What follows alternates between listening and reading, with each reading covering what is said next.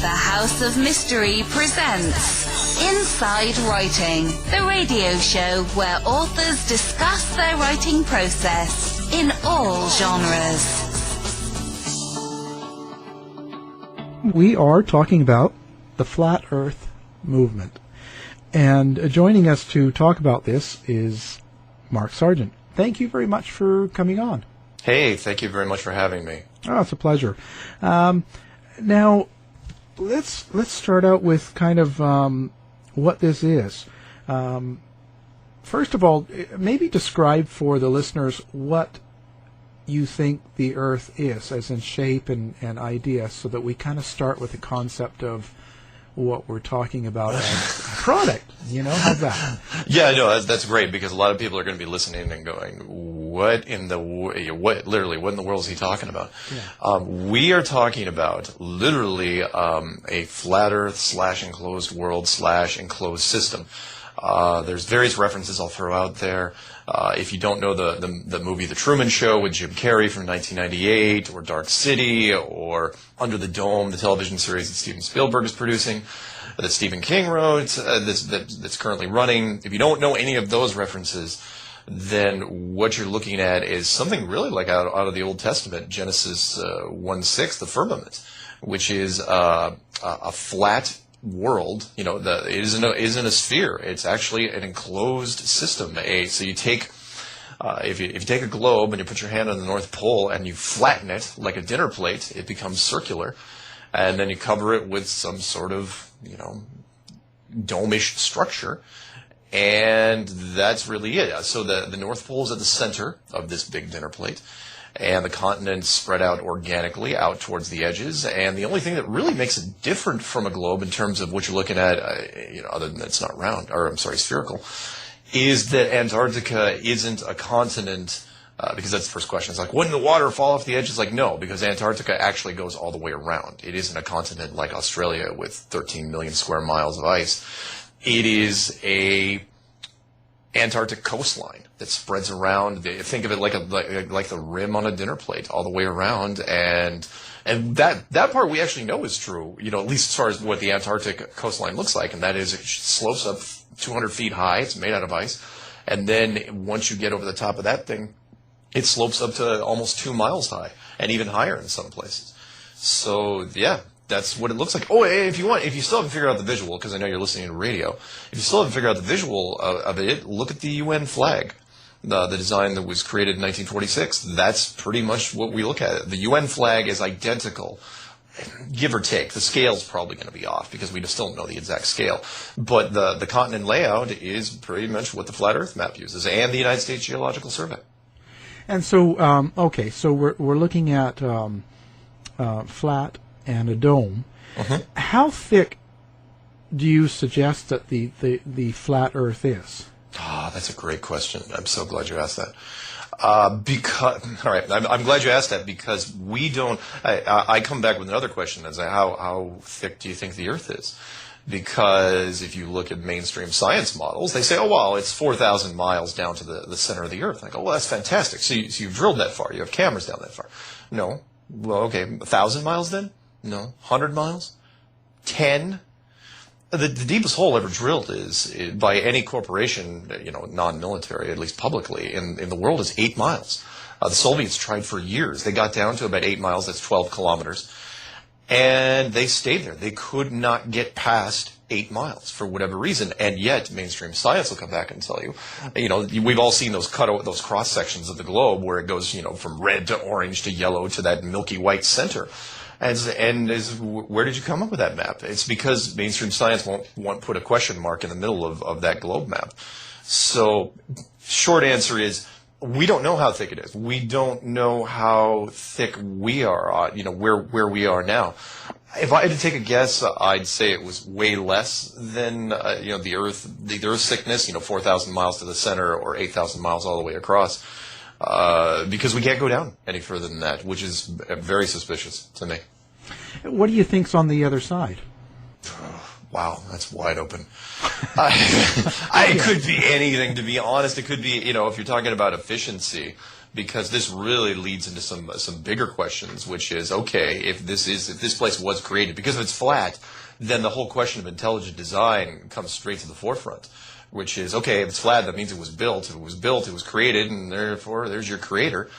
If a creator, a divine power, or an advanced civilization, kind of blurring the lines there and the same thing, created this place, that could be another one on the flip side of it. It could be a double-sided coin where you have, an enclosed system on one side and an enclosed system on the other.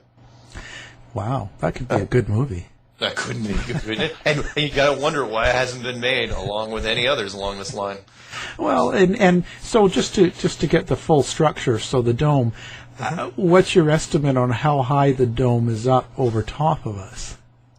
That's a tough one, because the tests that were done from 1958 till 1962 between the Soviet Union and the United States, when they were putting atomic weapons on the tips of rockets and firing basically straight up for 4 years, we know it's at least 400 kilometers high, because that's at least publicly the test that they've shown. So if I had to take it, you want perspective on this. Take like a $50, put it on a table, and then take a salad bowl, maybe, 8 inches across, glass, put it over the top of it. That's what we're kind of looking at. I don't think it's like a snow globe arc, but it's more like a shallow sports stadium. Art imitates life in this case.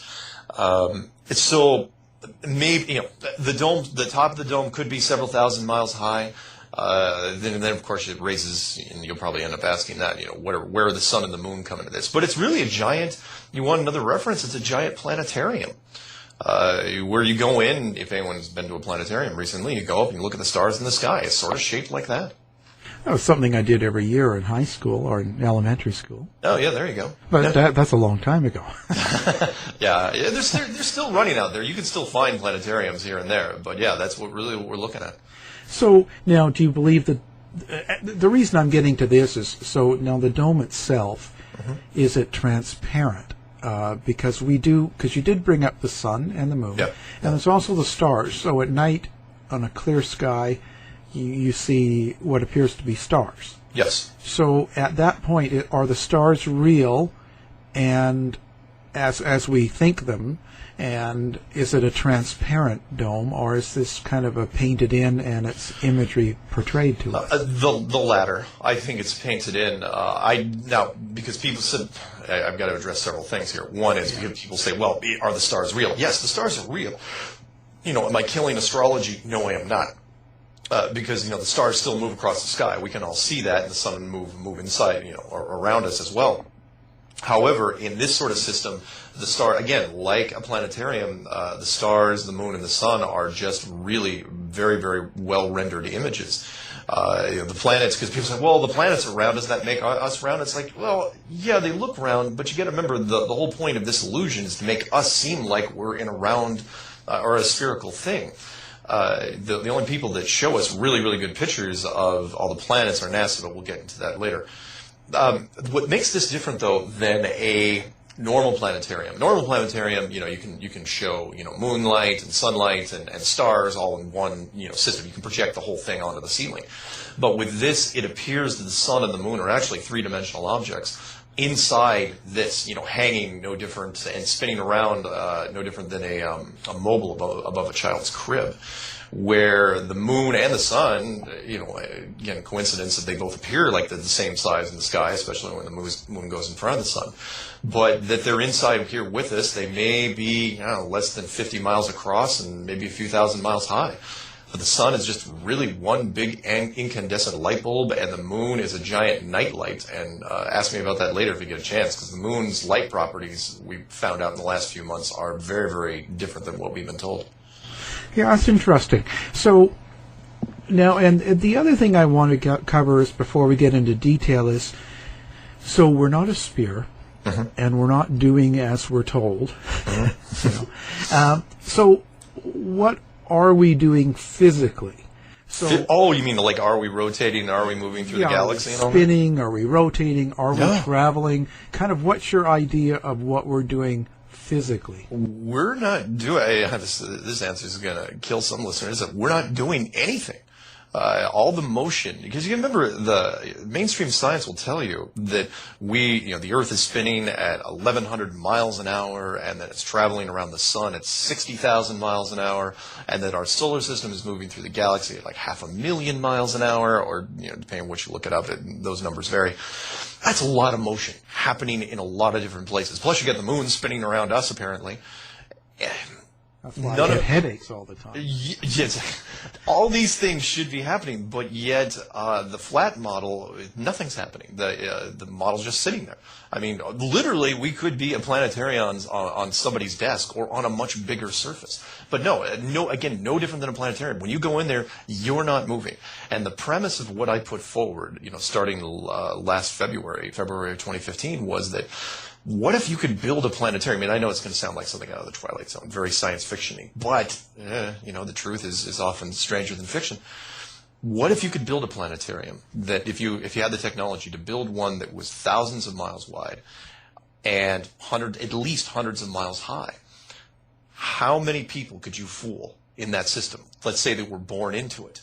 Whereas let's face it, if a planetarium was big enough and you were born into it, you would believe basically anything anybody told you, because how could you test this? How would you know? How long could you keep a civilization in the dark, so to speak, from finding out where they really were? And it appears that, in our case, pushing about 5,000 years, give or take. And you got to remember that this is also what every tribe, every culture, every religion believed in for thousands of years. It was only 500 years ago that the whole Copernicus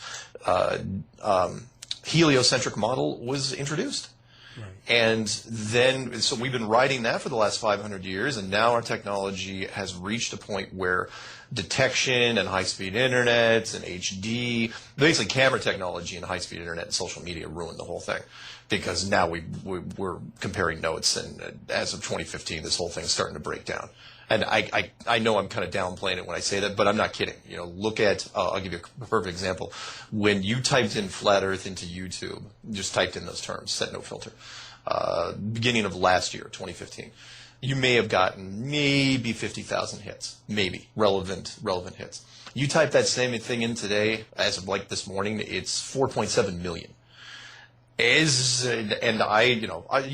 humbled to be a part of it, but all I did was really help create more digestible parts of it. For me, it came in as a staticky radio station, and all I did was try to clear up the static. So in that case, we've kind of got this down. Mm-hmm. Now, so what's your basis behind it, first of all? So the next question that would come to mind for a listener probably would be, so... How do we know? Yeah, it was sort of, how do we know, and who's doing this? Like, because without getting into a particular major mainstream religion, mm-hmm. but who would be doing this? You mean hiding it? Yeah. Well, from the authority standpoint, and when I say authority, I mean, the combination of, the powers that be, the super rich, the royals, and the government of whatever. But it looks like, if you can imagine this, imagine if this world was eventually supposed to be found out. Eventually, we were supposed to figure out where the edge was and where the ceiling was. We were supposed to figure out where we lived, and it was supposed to be a natural process. The government of the Soviet Union and the United States seemed to have figured it out in about 1956, more specifically during Operation Deep Freeze between 1955 and 1956. And they were the ones that decided, it'd be too disruptive to civilization, and I won't, go into the religions necessarily, but religion would play an angle here, because you are talking about intelligent design. And they decide, okay, let's just spend the money, seal off the upper edge and the outer edge, and let's see how long we can hide this thing. And so that's what we were, So yeah, the United States and Soviet Union, last 60 years, if you're looking for the people responsible for hiding it. So how does that work when we get new people in the government? Mm-hmm. So like, going from... Kennedy all the way up to Obama now. Uh-huh. So when they're running for government, like even the people running now, yeah. They don't really know. Most people don't. With some secrets, I'm not going to go into too many other conspiracies during the show. I mean, everyone knows what they are. But with most conspiracies, yeah, you might inform people. I mean, even Eisenhower didn't know, for example, that Area 51 was built. Look into that story. He had to actually force his way in to actually go see the place. So presidents, you don't have to tell them if you don't want to. Putin might be a different character. But in this case, because it's such a big secret, it's really the less is more. So the less people know, the better. So compartmentalize everything. You don't need, so any wrench turners at NASA, anybody that's building things for satellites, they don't know. Airline pilots, they don't know. Nobody knows. Because it's too big. You can't, it's so big it's right in front of your face. I mean, heck, it was right in front of my face 15 years ago. Literally staring me in the face. And I couldn't see the forest for the trees. I couldn't see it. So no, almost nobody knows. Your secret societies, and take your pick on who you want to name on those. Maybe even those at the highest levels. No, but you've got to be way up on the food chain before you know this thing. And so then what's the point of hiding it? Oh, it would create, okay, what I have learned more than anything about, the rules of power and the authority is if there's a chance that civilization may grab the torches and the pitchforks and run through the streets and start burning things and killing each other, you're not gonna roll those dice. And that's what I really stated in the clues. Now I'll cover them real briefly, and that is, let's say all of a sudden they said, oh yeah, by the way, you're in an enclosed world. Here's the edge, pretty much the handprint of God, and that's really it. Let's say the UN announces that tomorrow.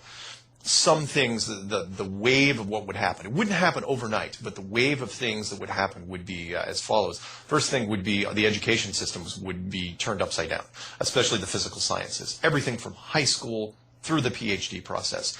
You'd have to rewrite so many things. I mean, astrophysics and astronomy, those departments don't even exist anymore.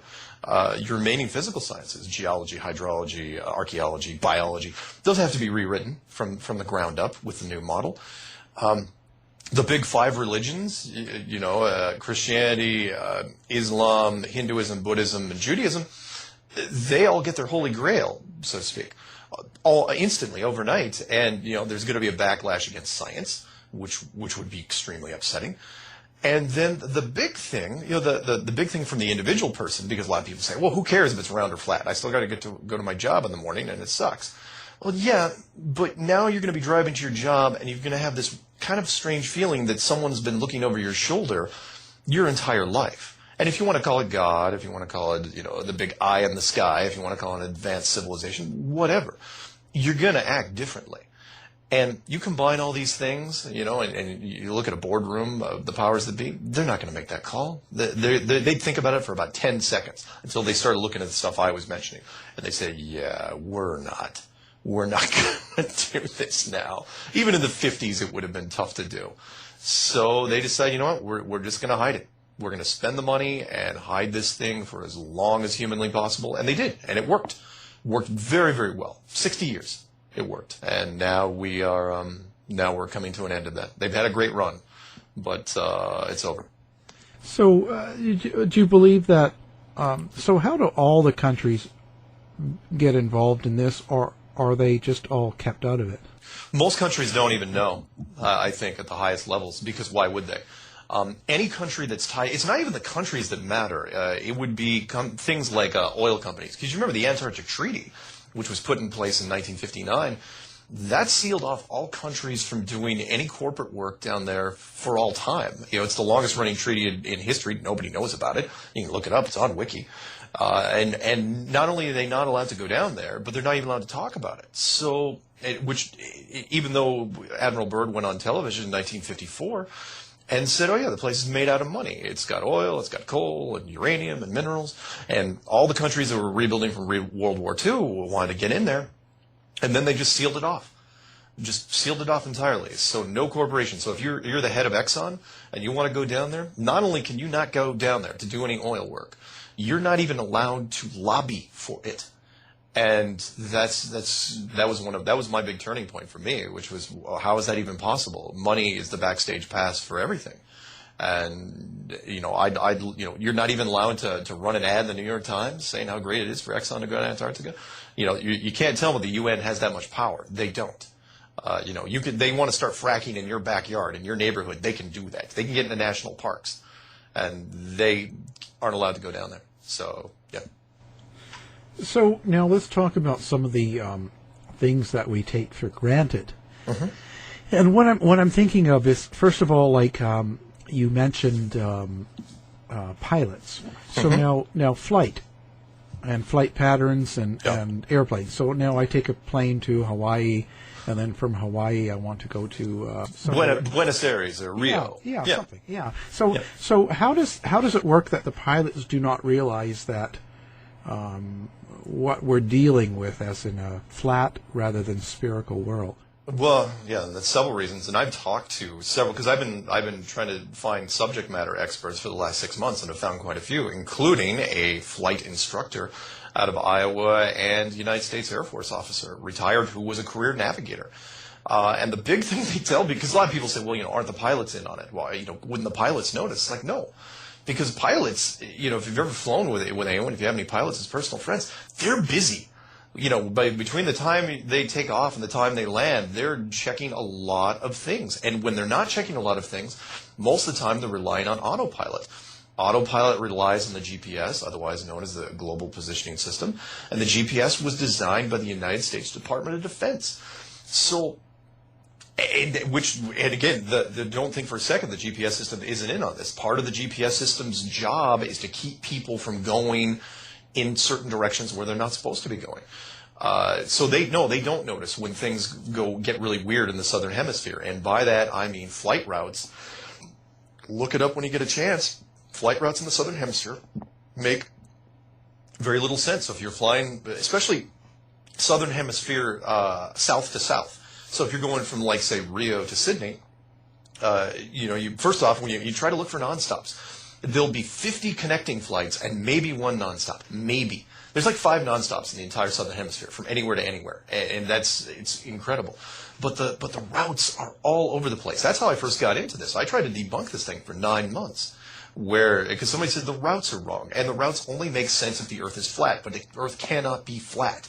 And then the more I try to debunk this, again, look for yourself. And I'm not going to give you too many examples because I know that the show only runs so long. But look up, try to book a flight from anywhere in South America to anywhere near Australia, and see where the planes go. Don't just say, oh yeah, there's double connection and a triple connection. Look where those connections go. They go way up north. Why? It's a flight from Rio to Sydney going through Los Angeles or Dallas or San Francisco or the Middle East. The cost of fuel, the price of fuel per pound is what the airlines base their profit margins on. You can't say you're picking up people, not for those sort of routes. When you look at the routes and then you put it on top of the flat map, which is also, by the way, called, if you want to look it up, it's called the azimuthal equidistant map, which is AZIMUTHAL equidistant map. They straighten out. So these weird exaggerated curves on a globe all of a sudden become shallow dog legs, or in many cases straight lines. How is that even, that's the odds of that happening are extremely remote. But then that brings to the question of then wouldn't the pilots question that themselves? And what about the airlines themselves?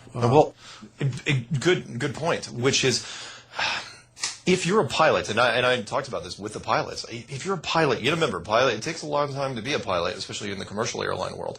And, you've got to stay squeaky clean as far as what you say and what you do.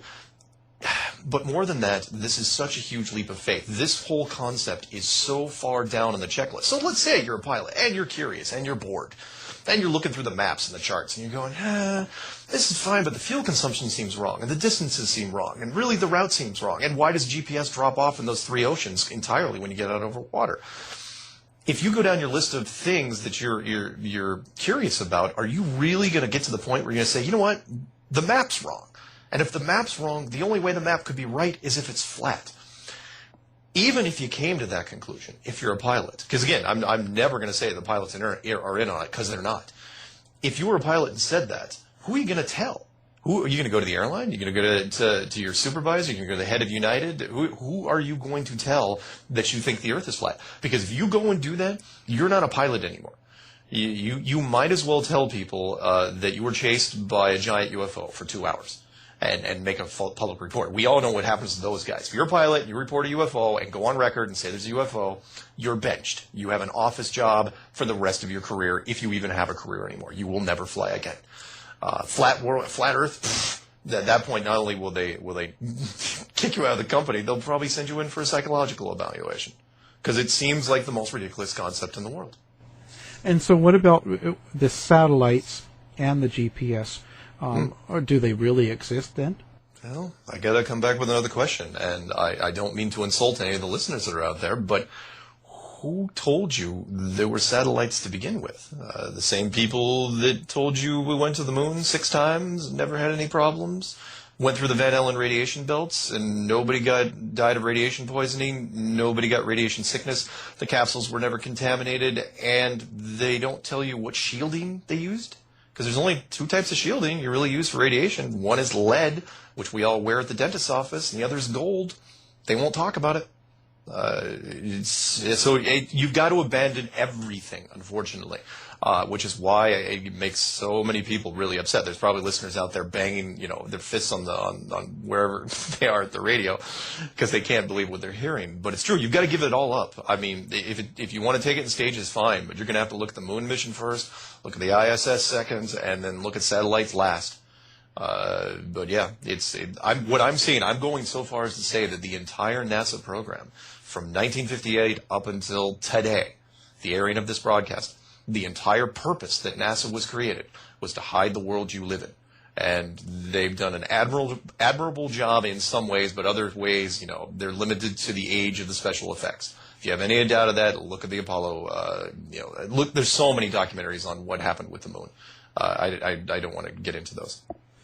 Well, so then when we bring NASA into this, yes. So we're basically saying that they've been the master manipulator, so to speak. The gatekeepers, yeah. Yeah. So does that mean the whole team is involved? Because to put together the projects, like when you were bringing up, first of all, let's say the flights to the moon, way back, and how did they get away with doing that?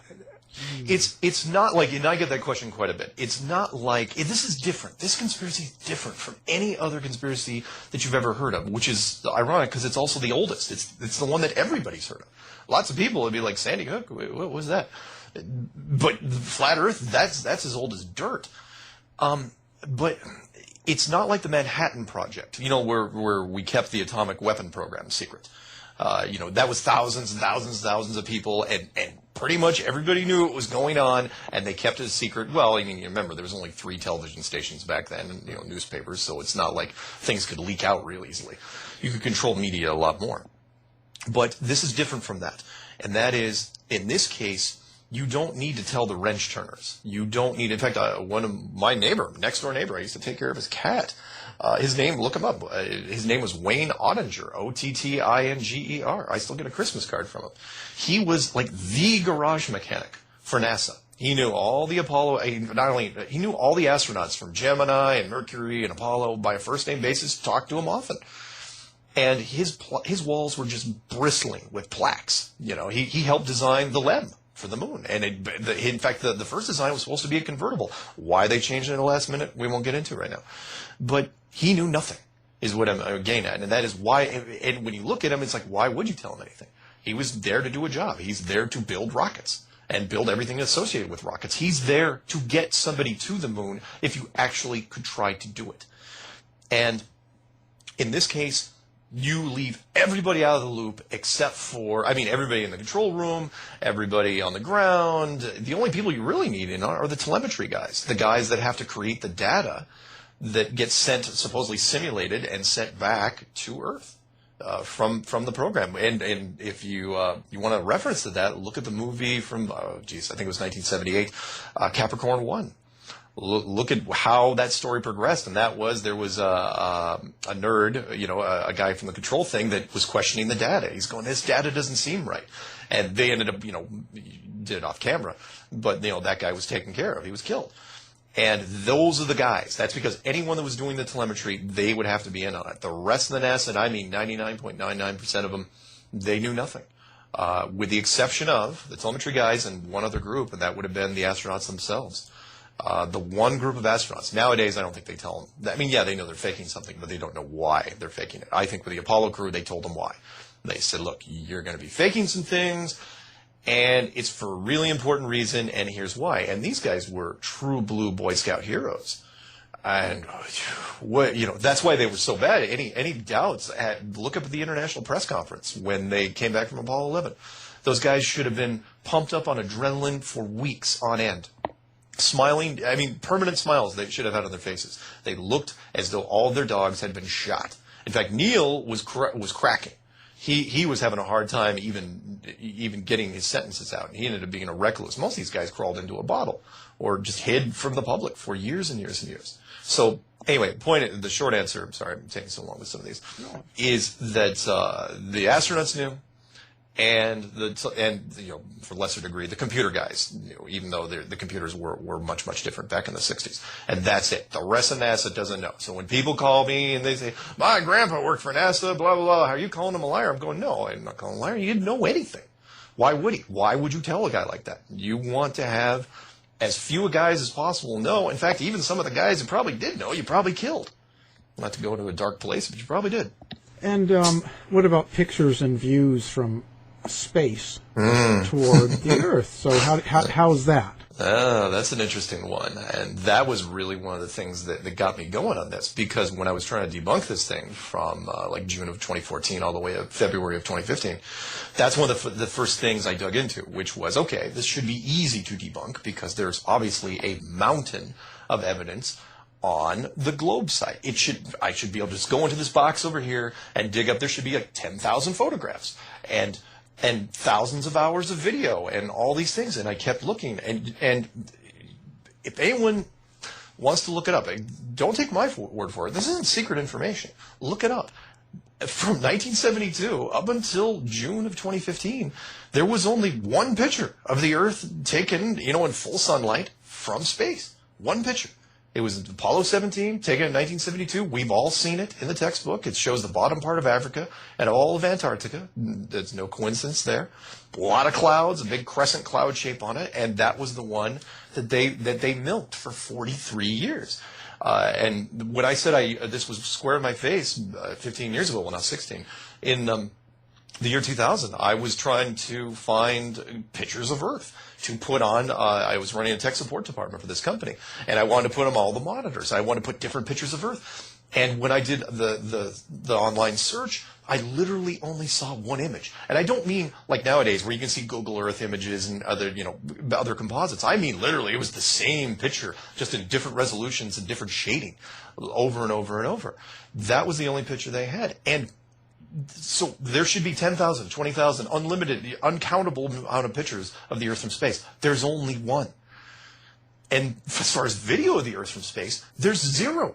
There's not from, and then people say, well, we see the ISS footage. I'm going, no. I mean the full Earth rotating on its axis from space. The only one they even, for briefly laid claim to was the 1990 Galileo footage, which was dissected almost immediately, in fact, recently by a flat Earth guy. You watched the 24-hour spinning of it, and the weather didn't move. The weather didn't morph or change at all in 24 hours. And you're looking, that's not even possible in 24 hours, even though they time-stamped it. Everything from everything you see now, if it came anywhere after 2014, I don't even consider it valid because it's all response to what we've been putting out there. We were the ones that said, where are the pictures of the Earth from space? And then June, they produced one, the second blue marble shot. The White House tweeted it. Neil deGrasse Tyson tweeted it. And it's, okay, it's nothing but a whole bunch of clouds. It's even worse than the first one that you took in 1972.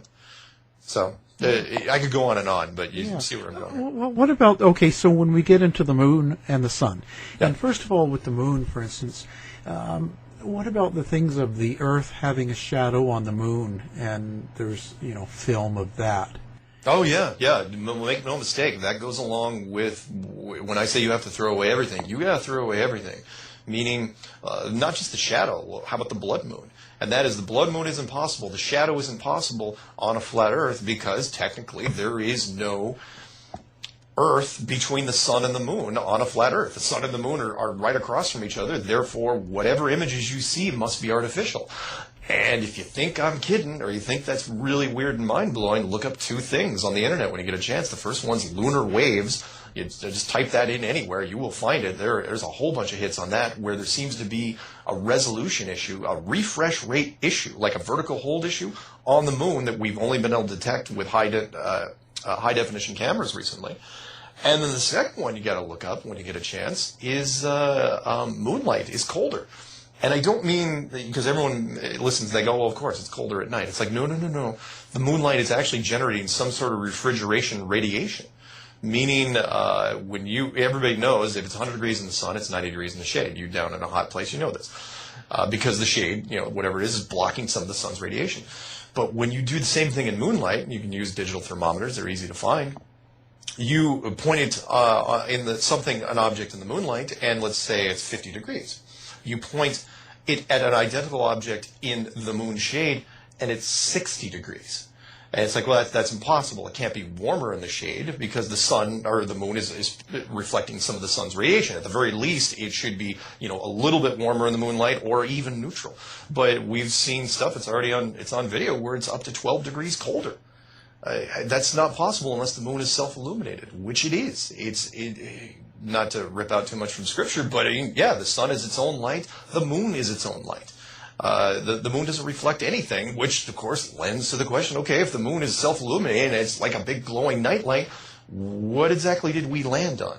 Because we land on some dirty gray surface, and it wasn't glowing as far as I can tell. The moon and the sun are completely they're their own entities, and they're much, much smaller and much, much closer. So they're not really, they're not rotating, so to speak. No, but they could be instanced, meaning, the sun you don't have to do anything with because it's so bright, nobody, looks at it, and photography is really limited.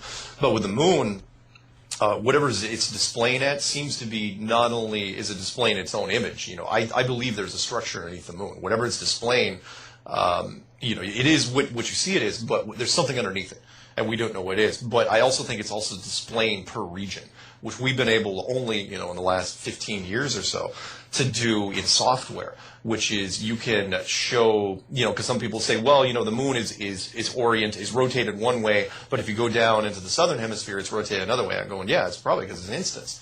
Meaning, you can change the moon's display properties depending on where you are.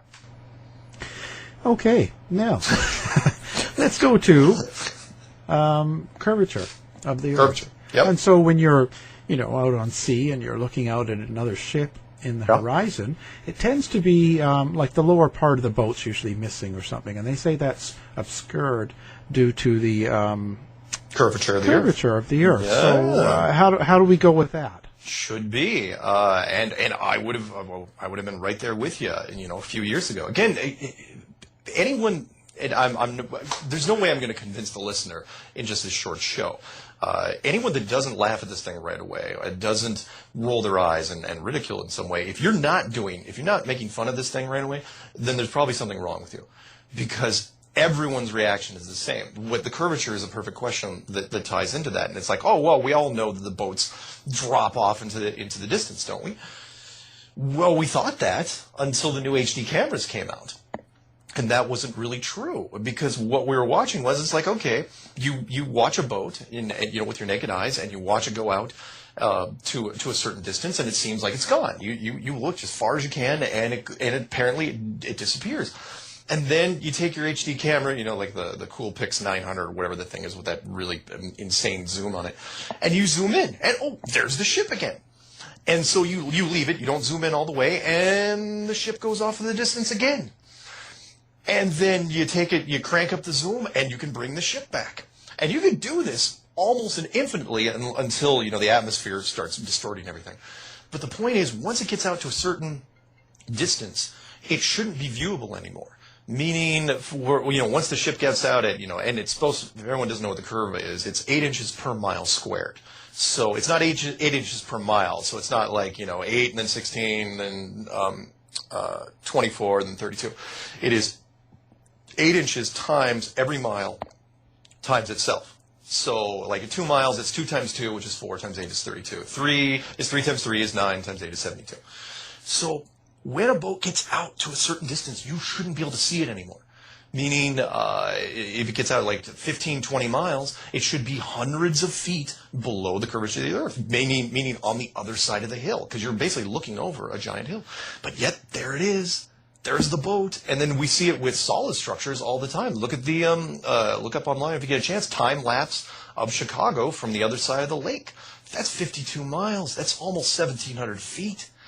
And yet, here's a full 18-hour time lapse of the Chicago skyline. A snapshot, because people's taking snapshots, and they say, mainstream media said, oh, no, that's a mirage. I'm going, really? Because what's the time lapse doing? Because that's 18 hours of mirage, and the camera is stationary, and it goes into nighttime. It goes through several weather conditions. The thing never blurs. It doesn't go inverted. The Chicago skyline's right there. 52 miles. You should not be able to see it. And so no, the boat's going to the horizon. Yeah, you show me one, and everyone's got this one, which is really interesting. It's like a 3-masted pirate ship. For every one of those, I've got 10 of cargo ships and super tankers that go off into the distance. They're pulling them right back, and those ships should be gone. How do you deal with the public?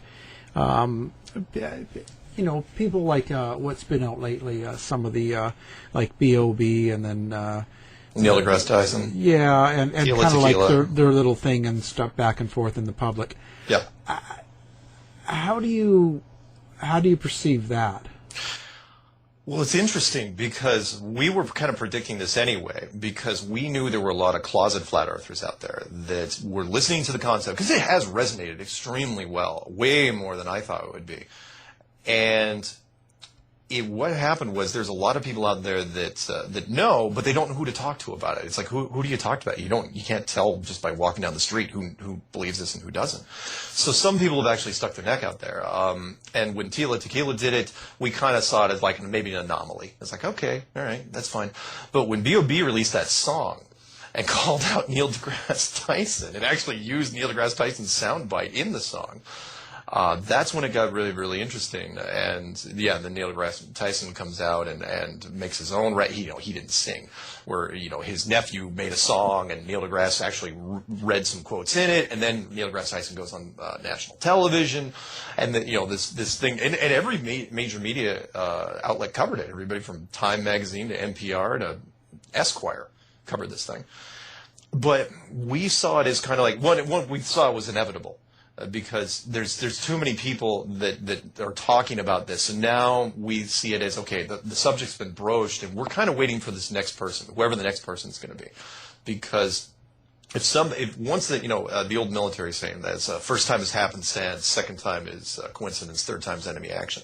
If a third person comes out, then the media has to look at it in a different light, which is, okay, why are we still talking about it? It was kind of funny when Neil deGrasse Tyson and B.O.B. were doing this thing, but why are we still talking about this? And that's when the media will have to dig into the backstory, kind of what you're doing, and really take a hard look at it. And at that point, well, then it's up for grabs what happens next, because then civilization does change. So have you ever tackled the idea of the polarization and the north and south and you mean like the compasses? Yeah, and rotation periods and stuff like that. Sure. How do you kind of respond to what they say then? Well, when it comes to the North Pole, it's interesting because I've got a guy who's going to come on. I'm going to be interviewing him pretty soon, who says that the South Pole. Because I actually got a question. They said, how far south do you have to go before the South Pole takes over the needle on a compass? And this guy's going to come out and say, because he worked almost exclusively down in the Southern Hemisphere, and he goes, it never flips. It's always the north. North is always the side that carries it. But as far as the polarization, there's a couple of things you got to look at. One is, does the magnetic north move?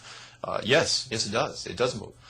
We've already shown that it does. Does that mean it's a stationary North Pole? I mean, there may be part of the magnetic systems at the very North Pole, but if this thing is all mechanical, and by that I mean you're basically living in a big Hollywood backlot machine, very, very big and very elaborate, then the magnetic forces, what is gravity and what is magnetism, is also part of a mechanical system that's underneath you. And as far as what happens out of the south, don't know. We're still working on it, but we can tell you it's not what everyone in mainstream science is advertising it. When do you think that they first realized that we weren't round, so to speak? I think the secret societies, again, take your pick on, that's a dealer's choice on that one. I think they knew for a long time, centuries. But until you have the technology to exploit it, what do you do with that information? Let's say you're the king of France in 1500, right? You have a map that shows the true map of the world, and it looks sort of like a UN thing or whatever it looks like. It's definitely not a globe. What do you do with that information? Because you've got wooden ships, balloons to carry people weren't even invented until the 1700s. Plane flight's not going to be for another 400 years. And even then, it's not very good. So what do you do with it? You don't do anything with it. You just kind of bide your time and keep that in your back pocket. And they didn't even know for sure, because that's why Admiral Byrd, Richard E. Byrd, was looking for it from 1927 to 1928 all the way until his death in 1957. That's what he was looking for. And so they weren't even sure. And then I think they almost gave up in 1954 when they let him go on television and say, yeah, Antarctica is just made out of money. Let's just go make money. And then, of course, Murphy's Law says, as soon as he says that, then they find it the very next year. So I think the secret societies knew for hundreds of years, but they only knew for sure in 1956. And so now, what about the seasons? Mm-hmm. And how do they work? Yeah, how do they work then if we're not on an axis and a sphere kind of going around? The sun and the moon in that case don't take the same path. So if anyone knows the yin-yang symbol, if you laid that on top of a dinner plate, that would actually represent the sun and the moon. But like a record needle on a record, where the grooves, as the song progresses, it goes further into the record. That's what the sun and the moon path do. They don't travel in the exact same circular path every time. So sometimes they travel further out, at a wider radius, and sometimes they zoom in closer to the North Pole. You combine that with all the other systems, again, purely mechanical, the jet stream above, the underwater conveyor system, the magma system, tinker with those a few notches, and there's your seasons for you. So now, if things are as you say, mm-hmm. Where do you see this going? Well, right now, it looks like it's going to go to some form of disclosure. The mass media didn't have to cover it. If you believe in conspiracies and that nothing in the mass media happens by accident, then yeah, there's some ulterior motive here, and it seems to be part of a bigger revelation. And we're still trying to figure out what that is. So flat Earth, it seems like a very, very big concept, and it is. And everybody found out about it, it would be an amazing thing. But we think it's part of something else. So we think that flat Earth is going to be revealed eventually, or discovered, or falsely discovered, whatever you want to call it. And then that will be part of something bigger. Let me take it one step further. And that is, the builders of this place wanted us to figure it out eventually. But it was delayed somewhat. By that I mean, I think we were supposed to find it naturally, maybe as late as the 1970s, maybe by a private exploration team, a private rocket company, whatever you want to take your pick. But that was delayed because the powers that be that figured it out had the ability to cover it up for a long time, relatively long time. And so once, I think it's going to be part of the 100th monkey effect, if you know what that is. And that is, once enough people figure it out, that will trigger a mechanism that basically sounds the alarm bells, and the builders show up again. It's, again, sounds pretty wild and far out, but that's the storyline that If I had to write something on this, a book, that's where I'd go with it. And so the question of what are you going to say to the people that have been abducted by aliens? Well, I think they very well were abducted by aliens, but I don't think those aliens were from other planets. In fact, I've got a debate coming up with, I think, Richard Hoagland tomorrow, which that ought to be interesting. Well, yeah. Because for this enclosed world model changes everything from that standpoint. So there is no solar system that you know of. There is no universe with billions and billions of light years and things that are super far away and distances that don't make sense. It's all way more efficient and way more compact. So, yeah, are there spaceships flying around there? Yeah, you bet there are. I've watched them with night vision many times, for years. Get some night vision binoculars. Go out there yourself. The sky just lights up. It's like a traffic jam sometimes. And you think they're satellites until you start seeing them do weird ballistic motions that you never see in a satellite. But what I'm getting is, I don't think we're also the first civilization or the only civilization to live in this place. I think there are other civilizations that have been here before us and have been talked about in myths and legend, and there are survivors of those civilizations that they have rules to follow. So, they could be in here with us. They could be in other enclosed worlds just on the outside of this place. But yeah, they interact with us. But at the same time, they don't do the things that, the old question of that as well. If there's aliens, why hasn't one landed on the White House lawn? And the answer is, well, because it would change too many things if they did. So yeah, you want to pick off somebody in a boat in the middle of nowhere or a forest or something like that and abduct people, do whatever, and put them back? Sure. But it's not breaking the rules officially. I think it's kind of a cheat. But yeah, I have no doubt that people have dealt with some strange things out there. So what's next for you? What's next on your movement? Well, at this point, we're just kind of we're kind of along for the ride. I mean, this thing's only been going for a year. My Flat Earth Clues series is only a year old. It hit its year anniversary last week. So there's a radio show. There's been feelers from different producers out there, but the first thing is probably going to be a radio show. It's going to be a dedicated radio show for this. And then as far as everybody else that's going, there's so many people in it. We don't know.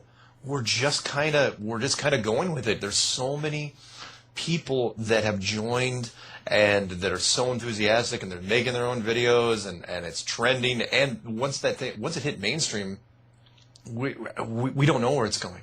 We're just trying to hang on and trying to roll with it as best we can. So for me, I'm just going to keep spreading the word. Making videos, doing shows. I've got my own show where I interview people, doing as many interviews as I can, just spreading the word, and see what good things entail. Okay, let's give out your contact information. So how do people get a hold of you, and maybe give your websites and all the information? Yeah. The official website is enclosedworld.com. The YouTube channel is Mark, M-A-R-K, and then another K, and then S-A-R-G-E-N-T, but you don't have to remember that. You can just type in Flat Earth Clues into any search engine, and eventually you will find me. And then my email address, which I put at the end of every email. I know I put my phone number at the end of every end of every video. But the email address is M as in Mark, so it's M Sargent, S-A-R-G-E-N-T, 23 at Comcast.net. Fantastic. Well, thanks very much for giving us your information. Thank you very, very much for having me.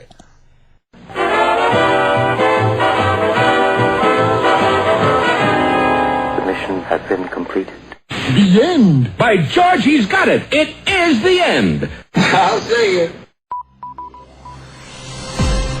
This has been a production of the Z-Talk Radio Network. If you're lying to me, I'll be back.